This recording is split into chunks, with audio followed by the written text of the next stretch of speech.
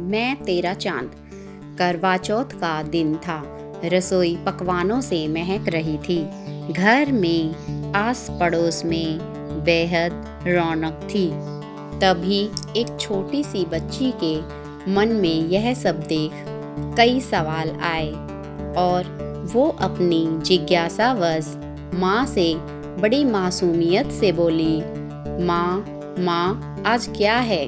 माँ बेटी आज करवा चौथ है। बेटी माँ ये करवा चौथ क्या होता है? माँ ये एक व्रत होता है जिसमें बिना कुछ खाए पिए तब तक रहना होता है जब तक कि आसमान में चांद न दिखने लगे। बेटी ओह ये तो बहुत कठिन है माँ। माँ हाँ कठिन तो है बेटी, माँ मुझे भी रहना है। माँ अरे पगली, ये व्रत शादीशुदा लड़कियाँ रहती हैं। जब तेरी शादी हो जाए तो तू भी रहना मेरे दामाद के लिए, ठीक है? बेटी माँ आप कितने सारे व्रत करती हैं, कभी पापा के लिए, कभी मेरे लिए, कभी घर की खुशहाली के लिए।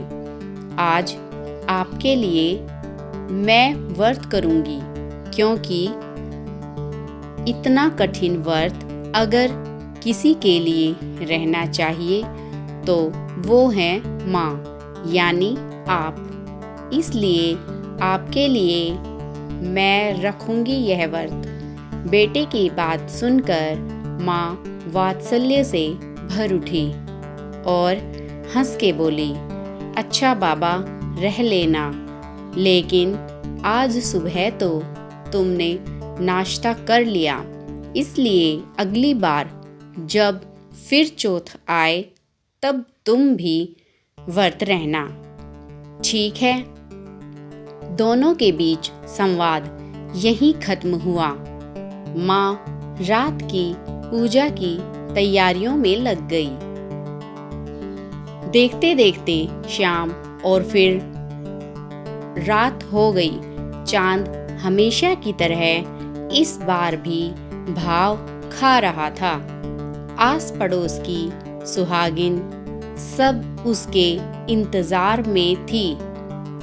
तभी बेटी आई और बोली, माँ चांद कब आएगा?